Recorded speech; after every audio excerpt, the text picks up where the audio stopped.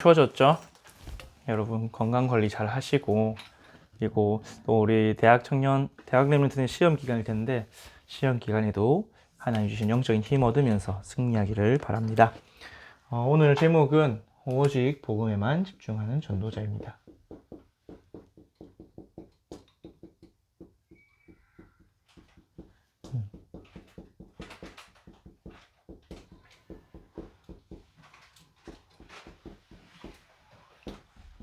오늘 본문은 마태복음 13장 24절에서 30절, 또 36절에서 43절. 오늘 본문을 보니까 예수님께서 가라지 비유를 하셨어요. 가라지. 여러분, 가라지가 뭔지 아시나요?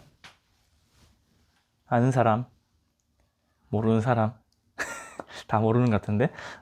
우리 흔히 가라지 하면 밭에 난 잡초 이렇게 생각하기 쉬운데, 조금 더 정확하게 말하면 이스라엘 지방에 밀밭에 또는 보리밭에 싹이 나는 독보리가 가라지. 근데 이거는 자랄 때는 밀이나 보리랑 똑같아서 구분할 수가 없어요. 근데 딱 열매가 맺혀야 열매 맺히는 모양이 다른 걸 보고, 아, 이게 가라지구나. 그런데 이거를 오늘 보니까 예수님이 종들이 지금 이제 싹이 나고 열매가 맺히기 시작하는데 이걸 뽑을까요? 하는데, 뽑지 마라. 추수할 때까지 기다렸다가 추수할 때 와서 가라지를 먼저 거두어서 불에 태우겠다 말씀을 하셨죠. 근데 이 비유를 우리에게 주신 이유가 무엇이냐? 사실은 우리가 살아가는 현장에서 많은 이런 가라지, 정확하게 독보리라고, 우리나라 말로는 독보리라고 돼 있는데, 가라지들이 많이 있어요. 첫 번째는 오늘 보니까 밭의 세상이라 그랬죠. 이 밭의 세상에 우리가 보기에는 저 사람은 진짜 악인이다, 나쁜 사람이다, 막 정죄해야 된다, 이런 사람이 많은데, 그런 것을 뽑지 말라고 하셨어요. 또 교회 안에도 가라지와 같은 사람이 있죠. 교회 안에 많은 갈등을 주는 사람, 또 시험을 들게 하는 사람, 또 때로는 불신앙의 말들로 불신앙하고 나아가서는 교회를 분열하게 만드는 사람, 이런 사람도 있고, 또 개인에게 또 그런 사람이 있을 수도 있어요. 내게 뭔가 갈등을 주고 시험을 주는 사람이 있을 수 있겠죠. 또 이런 사람 중에는 겉으로는 되게 신앙생활 열심히 하고 경건하게 하고 잘하는 것처럼 보이는 사람이 있을 수 있습니다. 하지만 본질은 아니죠. 또 내 마음밭에도 가라지가 날 수 있겠죠. 사단이 우리 마음밭에 가라지를 뿌릴 수가 있습니다. 가장 큰 게 사실은 창세기 3장의 나죠.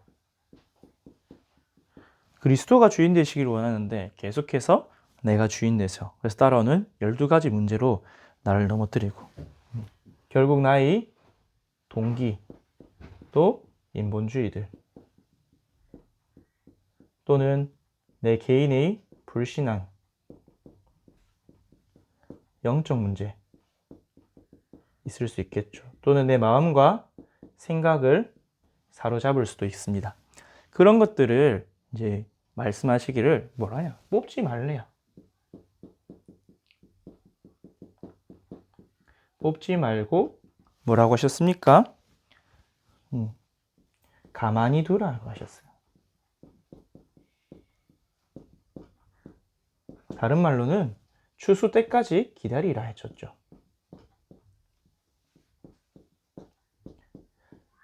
그 말은 뭐냐면, 가라지는 내가 손대는 것이 아니라 주님이 직접 추수꾼들을 보내어서 해결한다는 거예요. 오늘 가라지 해설해 보니까 추수꾼은 천사들이니, 하나님께서 그 때가 되면 주의 천군 천사를 보내셔서 이런 것들을 다 해결하시기 때문에 내가 해야 될 일이 아니라고 하신 거죠. 왜 그러냐? 가라지를 뽑다가 곡식까지 뽑을 염려가 있기 때문에 뽑을까 하여. 내 스스로, 또는 우리가 스스로 이런 세상의 문제, 교회의 문제, 또 내 개인의 문제를 해결하려고 하면 어떻게 되냐? 좋은 곡식들까지 다 뽑게 돼요. 여기 세상의 문제를 해결하려고 나온 게 뭡니까? 교회 안에서 해방신학, 민중신학 이런 것들이 많죠. 세상의 부조리를 해결해야 된다. 이런 것들이 계속 나오고 있죠. 근데 이런 세상 문제를 막 고치려고 하고 해결하려고 하지 말라는 거예요. 뭐 하려 하냐? 가만히 두고 우리는 뭐 하냐? 곡식, 다른 말로 알곡이죠. 여기 집중해서 키우라는 거예요. 종들의 미션은. 다른 말로 뭡니까? 복음에 집중하라는 거예요. 왜? 복음은 이 모든 것을 회복하고 살리는 능력이기 때문에. 그래서 내가 주인 되어서 무언가를 하는 게 아니라 주인에게 물어보니까 주인이 놔두라고 했죠. 그럼 주인이 알아서 하는 거예요. 그래서 결국엔 언제냐? 추수 때에. 다른 말로 하나님의 시간표가 옵니다. 여러분의 개인의 영적 문제 있습니까? 고치려 하지 말고 복음에 집중하세요. 복음의 능력으로 나를 계속 살리세요. 여러분 가정이나 교회 안에 갈등을 주고 시험을 주고 나를 힘들게 하는 사람이 있냐? 그 사람 막 싸우거나 분쟁하거나 정죄하거나 하지 말고 내가 복음 드리는 기회로 삼으세요. 또 여러분 현장에 또 세상에 많은 부조리들이 있다. 많은 사람들 그거 맞서 싸워야 된다고 합니다. 하지만 우리에게는 예수 그리스도 이름의 능력이 있어. 하나님 나라의 보좌의 축복이 임할 때까지 기도하는 거예요. 초대교회가 유대교와 로마와 맞서 싸운 게 아니에요. 초대교회는 오늘 강단 말씀대로 말씀 잡고 기도함으로 현장을 변화시켰어요. 개인을 변화시켰죠. 이것이 뭐냐? 하나님의 시간표고 또 하나님의 방법이에요. 하나님 방법이 뭐냐? 하나님 나라가 임하게 하는 게 하나님의 방법이에요. 오늘 강단에서 저는 말씀을 듣고 에스겔서 47장 말씀이 떠올랐어요. 성전에서 흘러나온 물이 내 발목, 내 무릎, 내 허리, 내 머리까지 차서 흘러갈 만큼 큰 강이 되어서 닿는 모든 곳을 살렸다고 에스겔서에 되어 있죠. 여러분이 주일 강단을 통해 받은 말씀을 나 혼자 묵상하세요. 어느 만큼? 나의 온 마음, 생각, 영혼을 가득 채울 만큼. 내 발목만큼 차는 것도 아니고 여러분 발목만큼 차는 물은 내가 건너갈 수 있죠. 여러분이 말씀에 저항할 수 있어요. 내 하고 싶은 대로 할 수 있어요. 근데 내 허리만큼 차면 이제 움직이기가 힘들죠. 내 머리 끝까지 차오르면 완전히 잠기게 되죠. 여러분 말씀에 사로잡힐 만큼 홀로 예배를 승리하시고 내가 승리하겠다 잡았어요. 저는. 그리고 그렇게 되면 당연히 그 물이 흘러가는 것마다 현장이 다 살아나게 되겠죠. 여러분도 강단을 통해서 그렇게 응답받으시고 그러면 나는 뭐만 하면 되냐? 말씀에 집중하고 복음에 집중하면 돼요. 그래서 본론으로 그렇다면 가라지 놔두고 내 개인의 영적 문제, 교회의 문제, 우리 시대의 사회의 문제를 놔두고 어떻게 해야 되냐? 오직 복음에만 집중하는 거야. 그래서 하나님 나라가 임하고 하나님의 뜻이 이루어지도록 하는 겁니다.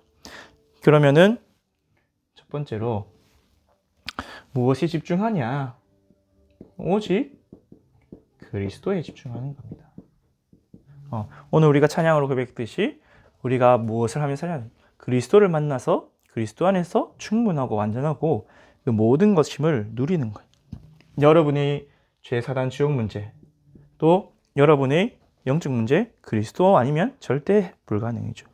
오직 그리스도 아니면 또 교회도 세상도 치유하고 회복하는 길은 오직 그리스도 아니면 안 돼요. 죄와 사단과 지옥 문제, 또 거기서 파생된 12가지 인생의 문제는 내 힘으로 해결할 수가 없죠. 그래서 오직 그리스도께 집중하는 겁니다. 삼중직거래에서. 그래서 마태복음 16장 13절에서 19절에 보면 사람들이 나를 누구로 아느냐? 너희는 나를 누구로 아느냐? 엘리야, 세례요한, 예레미야 여러 선지자 중에 하나라고 생각하는 것이 아니라 주는 그리스도이심을 우리가 집중해야 됩니다. 그분이 살아계신 하나님의 아들이시고 그리스도란 말은 뭡니까? 기름 부음 받은 자. 그래서 나의 구원자 되심을. 그리고 그 그리스도 이름 위에 반석 위에 교회를 세운다 하셨죠. 반석과 같이 음부의 권세가 이기지 못하는 권세 주셨고 기도 응답의 열쇠를 주셨습니다. 그래서 이것에 집중하는 거예요. 여러분 이거 누리고 있으면 사실은 이게 굉장히 작아 보여요. 내가 그 그리스도의 풍성함, 무한함, 그리스도 안에서 주신 하나님 자녀 신분 권세를 계속 묵상하고 누리면 이 문제가 어느 정도 사소한 게 되어버려요. 뭐 문제 있어도 괜찮지. 이게 그리스도 내 안에 있는 그리스도를 막을 수가 없고 오히려 발판이 되고 증거가 될 거라 확신이 오죠. 그래서 예수님께서 이 그리스도 오직 그리스도 되게 알고 또 제자들을 마태복음 17장에 보면 변화산으로 데리고 가십니다. 거기 가면 이스라엘이 가장 존경하는 모세, 가장 존경하는 선지자 엘리야, 율법을 하나님께 받아서 전달해준 모세, 하나님의 능력으로 모든 우상을 없앤 엘리야를 보여주시고 거기서 예수님 보여주죠. 근데 나중에 어떻게 됩니까? 모세도 사라지고 엘리야도 사라지고 누구만 남았더라? 오직 예수만 남았더라. 그래서 하나님이 말씀하시죠. 이는 내 사랑하는 자 너희는 그의 말을 들으라.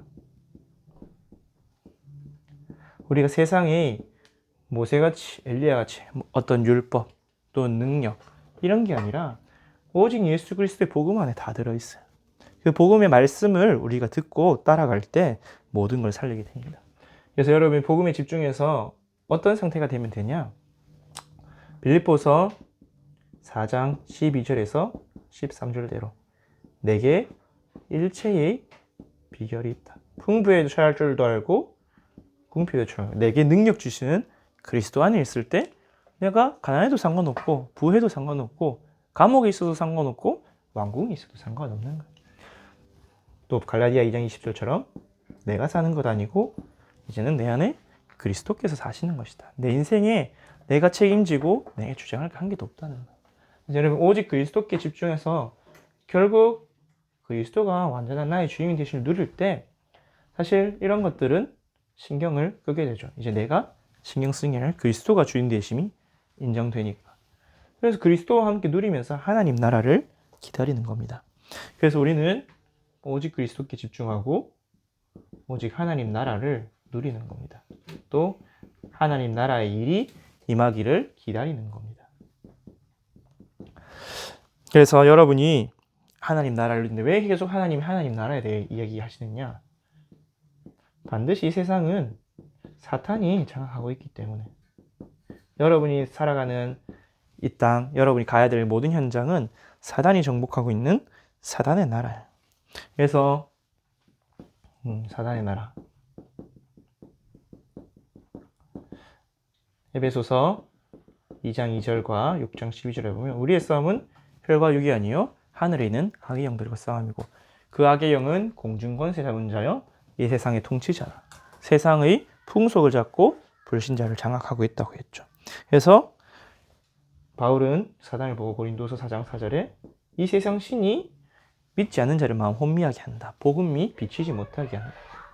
요한복음 16장 11절에는 예수님께서 이 세상 임금이 곧 올 것이다. 그가 너희를 잡아가리라. 그렇게 이야기하고 있습니다. 사단이 공중권세를 잡고 세상 신과 세상 임금이 되어서 현장을 장악하고 있어요. 모든 현장의 흑암 문화, 흑암 경제, 여러분의 학교에 있는 뭔가 부조리들, 불합리함들, 모든 사람을 무너뜨리고 파괴하고 괴롭히는 것들이 결국 사단이 만드는 거예요. 왜?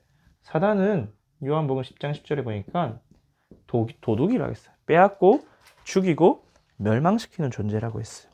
그래서 사단의 나라가 이 세상을 장악하고 있기 때문에 여러분은 하나님 나라를 구하라고 주님께서 처음부터 계속해서 말씀하셨죠. 왜냐? 하나님 나라가 임해야 사단의 나라가 무너지는 거기 때문에. 그래서 마태복음 6장 10절과 33절에 너희는 먼저 그의 나라와 그의 의를 구하라. 그의 의는 하나님의 의는 그리스도죠. 이 모든 것을 너희에게 더하여 주시라. 왜? 그리스도로 성령의 능력으로 하나님 나라가 사단의 나라가 무너져야 하나님 나라에 임하고 여러분 현장을 정복할 수 있기 때문에. 그러면 이것들은 다 따라오는 거예요. 왜? 하나님 나라 임할 때 주의 천군과 천사가 임하고 역사들이 일어나기 때문에.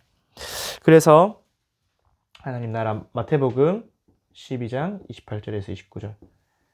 내가 하나님의 성령을 힘입어 귀신을 쫓아내는 것이면 하나님 나라가 임하였느니라.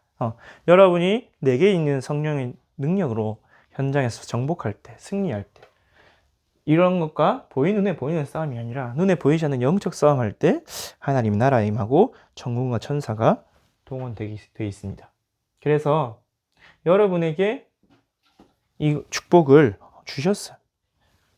여러분에게 이미 하나님 나라 천국의 시민권을 주시고 그 시민권 가진 자의 사명도 주셨죠. 빌립보서 3장 20절에 여러분에게 천국 시민권을 주셨다고 말씀을 하고 있습니다. 또 여러분이 하늘 보좌 우편에 이미 앉히셨다고 말씀하셨죠. 그래서 여러분에게 히브리서 1장 14절에 모든 천사는 구원받을 후사를 섬기라고 보내시는 영이 아니냐. 하나님 자녀를 섬기는 영으로 주의 천군과 천사를 보낸다고 말씀하셨습니다. 그래서 여러분이 이 신분을 가지고 여러분의 사명이 뭐냐? 하나님 나라의 확장이에요. 하나님 나라로 사단의 나를 정복해 나가는 거예요. 마태복음 28장 18절에서 20절. 모든 민족에 가서 제자를 삼아라. 마가복음 16장 15절에서 20절. 만민에게 가서 귀신을 쫓아내고 병든 자를 치유해 줘라. 사도행전 1장 8절 말씀대로 땅끝까지 내 증인이 되리라. 이를 위해서 하나님 나라를 위해서 오직 성령을 보내주신다고 하죠. 여러분이 이런 보이는 것 또는 내게 있는 영적 문제에 매이는 것이 아니라, 그것 때문에 갈등하고 손해보는 것이 아니라, 그거는 하나님께 맡겨놓고 오직 복음에만 집중하시기를 바랍니다. 그래서 이것을 누릴 수 있도록 또 집중할 수 있도록 마지막으로 약속하신 것이 뭐냐? 오직 성령입니다. 사도행전 1장 8절 말씀대로 오직 성령이 너희에게 임하시면 너희가 권능을 받고 증인이 된다고 하셨죠. 권능은 뭡니까? 내 힘이 아니라 위에서 주시는 것, 내 능력이 아니라 하나님이 부어주시는 능력이 권능입니다. 여러분 안에 성령께서 내주하고 계세요. 다른 말로 함께하고 계세요. 이 나와 함께 하시는 성령 하나님께 집중해 보세요. 이 성령은 성경에 말하기를 보혜사, 여러분을 은혜로 가르쳐주는 스승, 선생이라고 말씀을 하셨습니다. 그래서 여러분이 이 성령의 내주, 요한복음 14장 16절에서 17절, 우리와 함께, 우리가 영원히 항상 함께 하신다고 말씀하셨어요. 고린도전서 3장 16절에 너희는 너희 안에 하나님의 성령이 거하시는 하나님의 전이다. 그래서 고린도전서 2장 12절에 하나님이 은혜로 주신 것들을 다 알게 하여 주신다고 하셨습니다. 여러분 하나님의 자녀가 됐잖아요. 맞죠? 근데 하나님 자녀의 축복이 얼마나 어마어마한 것인지 사실은 잘 모르고 잘 못 누리잖아요. 그거를 위해서 여러분에게 성령을 보내주셨다. 여러분이 예를 들어서 저 빌 게이츠의 양자가 되었다고 생각해 봅시다. 어마어마한 재산과 사회적인 영향력과 빽이 다 있겠죠. 빌 게이츠가 여러분에게 블랙카드 하나만 만들어줘도 그 카드만 써도 어디든지 가서 누릴 수가 있겠죠.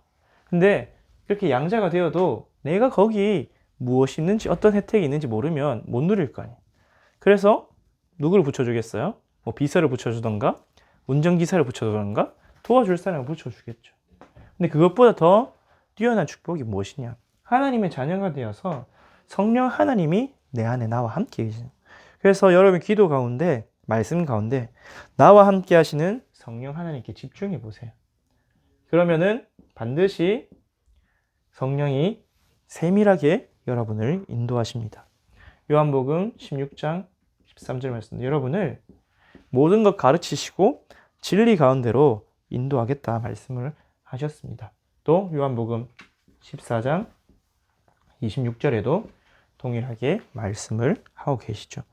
그래서 사도행전 13장 1절에서 4절, 16장 6절에서 10절, 19장 1절에서 7절. 성령의 인도받아서 선교사로 파송되었고, 또 기도하는 가운데 환상 중에 인생의 전환점을 맞이했죠.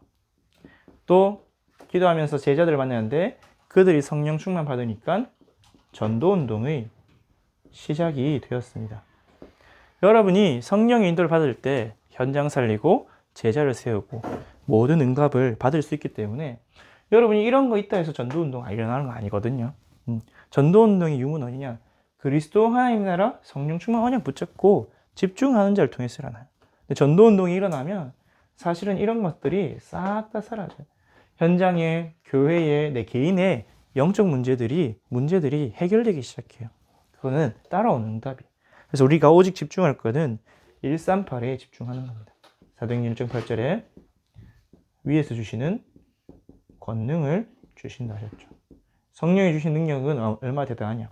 성령 충만 받은 엘리야가 빗속에서 마차보다 빨리 달릴 만큼 체력도 얻었고, 성령 충만 베드로가 말씀을 선포하니까 안전병이가 일어나는 치유의 능력도 일어났고, 성령 충만한 바울이 현장에서 전도하니까 귀신 들린 여종이 치유되어지는 역사도 일어났고, 성령의 능력 안에서 3천 제자, 5천 제자도 일어났고, 내 힘과 내 능력과 전혀 상관없이 주의 일에 쓰임받을 수 있는 능력을 하나님께 주십니다. 그 안에 여러분의 학업도 있고 직업도 있고 산업도 있겠죠. 자, 결론. 그래서 오늘 본문에 보니까 추수 때가 있댔어요. 그 말은 하나님의 시간표가 있다는 거죠. 여러분이 이 시간표가 되면 어떻게 되냐? 하나님이 주시는 기도 속에서 하나님의 시간표를 기다릴 때 고린도후서 12장 1절에서 10절, 나의 이런 문제와 세상의 문제 앞에 기다릴 때 하나님이 정확한 답을 주십니다. 하나님의 시간표 기다리면서 기도할 때 또 내 인생의 결론을 딱 내리게 해주십니다. 바울이 개인에게 질병이 있었잖아요. 맞죠? 그 질병 치유해달라고 3번이나 깊은 기도했는데 그게 아니라 네 은혜가 내게 족하다.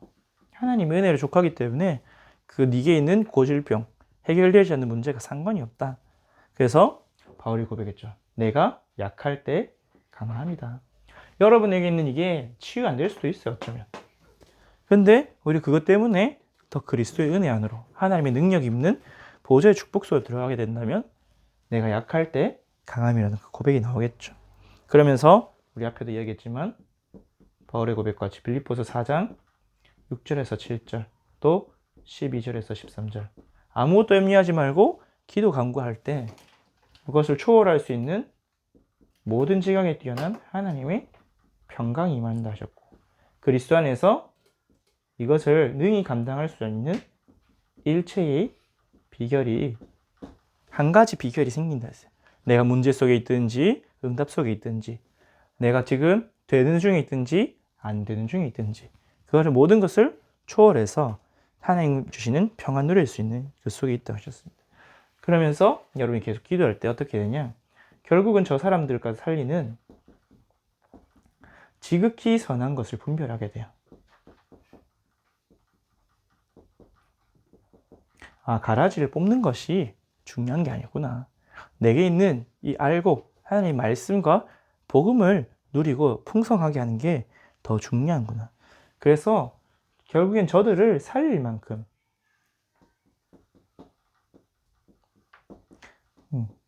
결국 지극히 선한 건 뭐냐? 다 살리는 거야.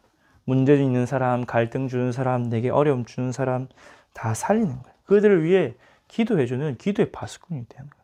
그래서 결론적으로 마지막 결론으로 여러분 눈에 보이는 거에 속지 말고 눈에 보이지 않는 영적 서밋이 되세요.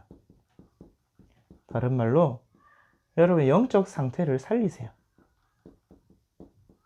그러면은 내게 있는 문제들, 교회의 문제들, 또 현장의 문제들을 살릴 수 있고 이길 수 있고 또 해결이 안 되도록 초월하여 발판 삼을 수가 있습니다.